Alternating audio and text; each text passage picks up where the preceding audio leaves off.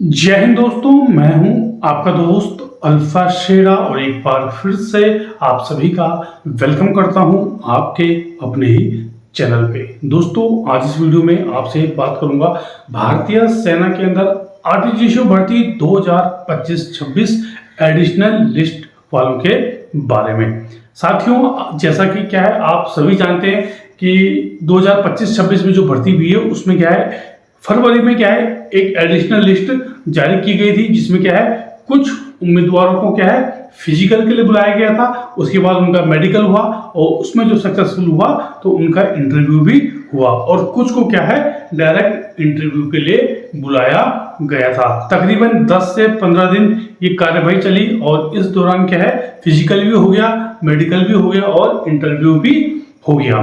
300 के लगभग 300 के आसपास वे बच्चे थे जिनका नाम क्या है इस एडिशनल लिस्ट में था। लेकिन जब आरटीजीएसओ 2025-26 का जो रिजल्ट है, फाइनल रिजल्ट जब वो जारी हुआ तो उसमें से क्या है एक भी कैंडिडेट का नाम इस लिस्ट में नहीं था।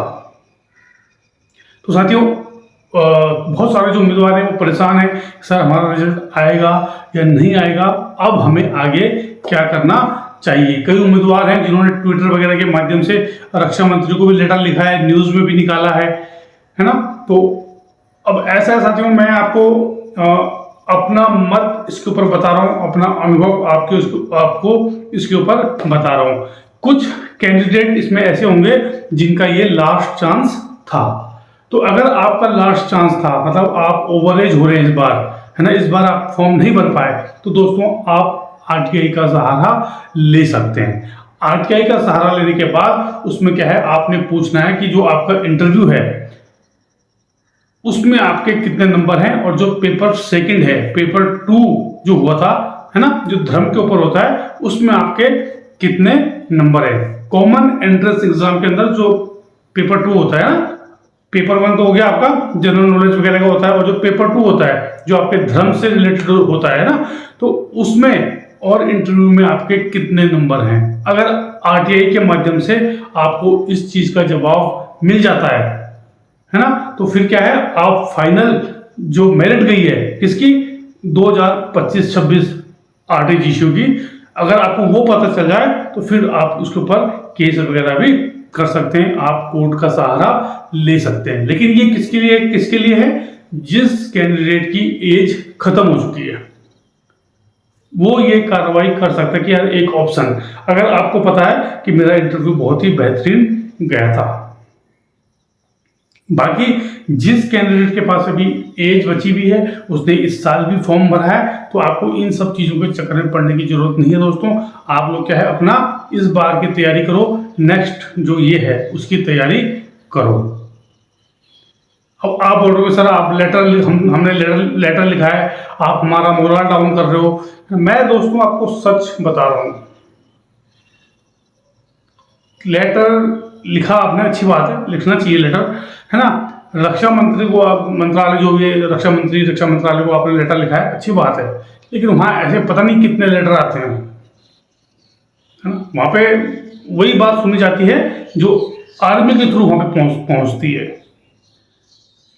ना। तो इस बात को अग्निवीर आप देख लीजिए, जब अग्निवीर आया था उससे पहले कई हजारों लड़के जिन्होंने सब कुछ क्वालिफाइड था उनका, है ना, उनका मतलब रिजल्ट भी आ चुका था, फिजिकल हो गया था, मेडिकल हो गया था, रिटर्न हो गया था, फाइनल लिस्ट में नाम भी आ गया था, सिर्फ कॉल लेटर आना बाकी था। लेकिन तब तक कोविड आ गया था बीच में, फिर अग्निवीर आ गया तो उनको नहीं बुलाया गया। उन्होंने कहाँ कहाँ धरने दे दिए, कहाँ कहाँ उन्होंने पूरे ऑल इंडिया के अंदर चिट्ठियां लिख दी, कई नेता ने उनके समर्थन में वो लगाए, लेकिन उनको बुलाया गया नहीं बुलाया गया। तो इसलिए मैं आपको कहता हूं कि अगर आप भी उस एडिशनल लिस्ट में शामिल थे और आपका लास्ट चांस था, आपकी एज खत्म हो चुकी है, तो आपके पास एक ही सहारा है और वो है आरटीआई का सहारा। और आरटीआई के बाद अगर आपको लगता है कि हाँ यार मेरे नंबर सही है और फाइनल मेरिट कम पे गई है और मेरे ज़्यादा नंबर है, तो फिर आप कोर्ट का सहारा ले सकते हैं। बाकी दोस्तों इसमें कोई भी दूसरा ऑप्शन नहीं है। अगर रिजल्ट आना होता तो कब का आ चुका होता, है ना, क्योंकि 3 बैच हैं, तीनों बैचों को क्या है, थर्ड बैच अब जाने वाला है। 2025-26 में 3 बैच थे, तो तीसरा बैच अब जाने वाला है। तो रिजल्ट आना दोस्तों बहुत ही ज़्यादा मुश्किल है ना। ये कोई और ऊपर से प्रेशर आए कि हाँ भाई ये रिजल्ट क्यों नहीं जारी किया गया, अभी दोस्तों हाई लेवल की बात है ना, इसकी जानकारी मिलना बहुत मुश्किल है कि क्या हुआ, क्यों नहीं रिजल्ट जारी किया, है ना। जहाँ तक मेरा अनुभव ये है, मैं आपको बता दूं, मैं आपको पहले ही बताया था कि जब कुछ उम्मीदवारों ने क्या है आरटीआई डाली थी, जिसमें ये खुलासा हुआ था कि जो कम नंबर वाले बच्चे थे उनको बुलाया गया था और ज़्यादा नंबर वाले बच्चे छूट गए थे। किसके लिए? फिजिकल के लिए प्लस इंटरव्यू के लिए। तो फौज ने दोस्तों फिर आनंद फानंद में क्या किया, एक ये एडिशनल लिस्ट निकाल दी। ऐसा आज तक कहीं भी नहीं हुआ है, ठीक है। तो जब एडिशनल लिस्ट निकाली गई तो उसके बाद फिर जो भी कार्रवाई हुई तो वो तो आपको पता ही है ना। लेकिन रिजल्ट दोस्तों बहुत मुश्किल है मेरे हिसाब से, तो रिजल्ट अब आएगा नहीं, क्योंकि अगर रिजल्ट आना होता पहले तो इनके साथ ही आ जाता, ठीक है ना। जब इंडियन आर्मी 15 दिन के अंदर आपको फिजिकल करा सकती है, मेडिकल करा सकती है, आपका इंटरव्यू भी करा सकती है, तो क्या 1 महीने में वो रिजल्ट ऐड नहीं कर सकती? कर सकती है ना। तो रिजल्ट के भरोसे मत रहें, बहुत ही कम चांस है, 1% चांस है, बाकी 99% मैं आपको बता दिया रिजल्ट नहीं आएगा। आप लोग नेक्स्ट भर्ती की तैयारी करें जोर शोर से। जो कमी पिछले साल आपसे रह गई थी उस कमी को यहाँ पे दूर करना है, फिर से नए जोश नई उम्मीद के साथ आना है। उस चीज को भूल जाओ से मतलब भाई दुख तो होता है, तकलीफ तो होती है कि यार हमने मेहनत की और हमारा नाम ही नहीं आया, लेकिन क्या कर सकते हो उसमें आप, वो किसी आप उससे नहीं लड़ सकते, सरकार से नहीं लड़ सकते। आप सरकार से आप तब लड़ सकते हो जब आपके पास साक्ष्य हो, सबूत हो। सबूत कब होगा? जब आपके पास आरटीआई होगी। अब आरटीआई होगी, पेपर 2 इंटरव्यू का जो रिजल्ट है, आपके पता है कि मेरे इतने नंबर हैं और मान लीजिए आपके नंबर हैं 180, दोनों को मिला के, है ना। दोनों इंटरव्यू के 100 और पेपर 2 को 100, दोनों मिला के आपके 180 नंबर हैं और मेरिट गई है 170 पे। तब आप कोर्ट में जा सकते हो कि हाँ यार मेरे तो जो फाइनल मेरिट है वो कम पे गई है, मेरे ज़्यादा नंबर है। लेकिन आपके पास साक्ष्य होना चाहिए, सबूत होना चाहिए, तब आप उसके खिलाफ लड़ सकते हो सिस्टम से, ठीक है। नहीं तो दोस्तों सिस्टम से लड़ोगे तो कुछ हासिल नहीं होगा। आज में लास्ट में क्या है, इंसान थक हार के बैठ जाता है बस। ये मैं ऐसे नहीं बोल रहा हूँ आपको, बहुत सारे उम्मीदवार जुड़े हुए रहते हैं। मैं 3-4 साल से इस पर काम कर रहा हूँ, फौज का इतना अनुभव है। और 2021-22 या 22-23 में एक कैंडिडेट थे हरियाणा के, तो उनका फाइनल सिलेक्शन हो चुका था, लेकिन ज्वाइनिंग से पहले कुछ दिन पहले उनके हाथ में चोट लग गई थी, फ्रैक्चर हो गया था उनका हाथ। तो फ्रैक्चर हुआ तो यहाँ पे रोड लग गई, तो जब वो गए ज्वाइनिंग के लिए तो उनको वहाँ से बाहर कर दिया, आउट कर दिया भर्ती से। तो भर्ती से आउट कर दिया तो फिर उन्होंने भी काफ़ी लड़ी कि मतलब मुझे ज्वाइनिंग मिलनी चाहिए, ऐसा है वैसा है ना। काफ़ी उन्होंने भागा दौड़ी करी, लेकिन नहीं हो पाया। तो दोस्तों ये सच्चाई है, इसमें आपको थोड़ा सा मतलब लगेगा कि सब ऐसा बोल रहे हैं, लेकिन ये सच्चाई है, ठीक है। तो जितने भी कैंडिडेट हैं जो कि उसका वेट कर रहे हैं रिजल्ट का, तो मेरे हिसाब से दोस्तों वेट मत करो। बाई चांस वाली बात है, तो बहुत ही कम चांस, 1%। आपको सोचोगे रिजल्ट अगर आना होता जब इंडियन आर्मी 15 दिन में पूरी भर्ती कंडक्ट करा सकती है, तो क्या वो रिजल्ट ऐड नहीं कर सकती थी ना।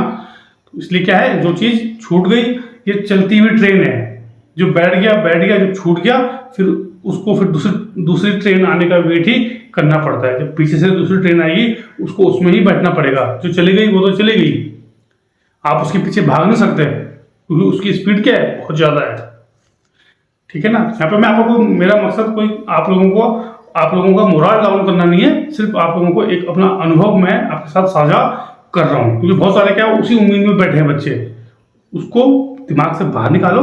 अगर आपकी एज है, इस बार तैयारी करो, इस बार अपना बेस्ट दो। होगा कैसे नहीं होगा, बेस्ट दो अपना, ठीक है ना। उस चीज को सोचो यार नहीं हुआ, 1 प्रयास, 2 प्रयास, 3 प्रयास, 4 प्रयास आदमी सीखता है।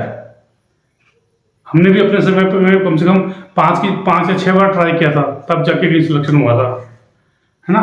तो ये सब चीज़ें आप थोड़ा सा गौर करना, ठीक है ना। जिसकी एज चली गई है वो उसका रास्ता मैंने आपको बता दिया। बाकी जिसके पास अभी एज है तो विकल्प आपके पास बहुत सारे हैं। बाकी दोस्तों, और जिसकी एज चली भी गई है, सपोज चली भी गई है एज, तो दोस्तों कोई भी एग्जाम, कोई भी नौकरी, कोई भी कुछ, मतलब कोई भी एक चीज़ हमारी पूरी लाइफ का फैसला नहीं करती है। आपने ट्राई किया, आपने अपना बेस्ट दिया, आप जो कर सकते थे वो आपने किया। अगर नहीं हुआ तो कोई बात नहीं, करने के लिए बहुत सारी चीज़ें हैं दुनिया में, है ना। ये नहीं है कि हम मानते हैं कि चलो आपने मेहनत की, आपको होना चाहिए था, लेकिन अब नहीं हुआ है तो बिल्कुल नेगेटिव नहीं हो जाना लाइफ के प्रति कि नहीं यार मैं तो लुट गया, बर्बाद हो गया, मर गया, अब तो मैं कुछ कर ही नहीं पाऊंगा। नहीं, आपने अपना बेस्ट दिया, आप जो कर सकते थे वो आपने किया। अगर नहीं हुआ तो कोई बात नहीं, करने के लिए बहुत सारे विकल्प हैं। जितने भी आर्टिफिशियल वाले उम्मीदवार हैं, अच्छे पढ़े लिखे हैं बच्चे, अच्छे कैंडिडेट होते हैं सब, तो आप कुछ भी कर सकते हो, आप पढ़ा सकते हो बच्चों को, बहुत सारे विकल्प हैं आपके पास, है ना। तो ऐसा नहीं सोचना कि यार मेरा इस चीज में नहीं हुआ तो मैं कुछ नहीं कर पाऊंगा लाइफ के अंदर, या फेल हो गया। कोई बात नहीं, नहीं हुआ। हारता वही है जो मेहनत करता है। जिसने ट्राई किया वही हारेगा, और जो ट्राई नहीं करेगा वो कैसे हारेगा, ठीक है ना। और चलते जाने का नाम ही जिंदगी है दोस्तों, ठीक है ना। आप चलते जाओ, हार जीत लगी रहती है, सबको मंजिल नहीं मिलती इस दुनिया में। ट्राई बहुत सारे लोग करते हैं, लेकिन सबको एक कहावत है कि सबको सब कुछ नहीं मिलता है, ठीक है ना। तो उससे हारना नहीं है, उससे सीख लेनी है, और हमेशा लाइफ में क्या है, आगे बढ़ना है। विकल्प आपके पास बहुत सारे होते हैं, सिर्फ जरूरत होती है हमें उस सोच से बाहर निकलने की। आप बहुत कुछ कर सकते हैं। शास्त्री वाले जो बच्चे हैं, आचार्य वाले जो बच्चे हैं, ट्यूशन पढ़ा सकते हैं बच्चों को, है ना। आप स्कूल में पढ़ा सकते हैं, बहुत सारे जॉब आपके पास हैं, कर सकते हैं। ऐसा कुछ नहीं कि आपको इंडियन आर्मी के अंदर नहीं हुआ तो बस कहानी खत्म हो गई, लाइफ खत्म। ऐसा नहीं सोचना कभी। तो मैं बच्चों से बात करता हूँ, उम्मीदवारों से बात करता हूँ, तो कई बच्चे क्या बहुत डिमोटिव फील करते हैं अपने आप को। रुकना नहीं है ना, चलते रहना है। आपने ट्राई किया, इधर ट्राई किया, उधर ट्राई किया, ये भी किया, वो भी किया, अपनी तरफ से बेस्ट किया, नहीं हुआ। करने के लिए बहुत सारे काम है यार, बहुत सारे लोग। हिंदुस्तान में इतनी आबादी है, सभी फौज के अंदर नहीं है, और अच्छा कर रहे हैं। मानते किसी का एक जज्बा होता है कि नहीं यार मैंने वर्दी पहननी है, या फिर देश की सेवा करनी है, इंडियन आर्मी में जाना है ना। लेकिन सपने सबके पूरे नहीं होते दोस्तों। लेकिन उससे हारना नहीं है, सीख लेनी है। जिंदगी में करने के लिए और भी बहुत सारे विकल्प हैं। देश की सेवा आप और भी रूपों में कर सकते हो, ठीक है। तो आज ये थी आज की वीडियो, जिसमें मैंने आज आपको बताया कि जो आरटीजीसी वाली एडिशनल लिस्ट है, उसके बच्चों ने, जो उम्मीदवार हैं, उन्होंने आगे क्या करना है। हारना नहीं है, चलते रहना है। विकल्प आपके पास बहुत सारे, ठीक है। बाकी आपका कोई डाउट है, कोई शक है, कोई सवाल है, कमेंट बॉक्स में आप कमेंट कर सकते हैं। जय हिंद, जय भारत, वंदे मातरम।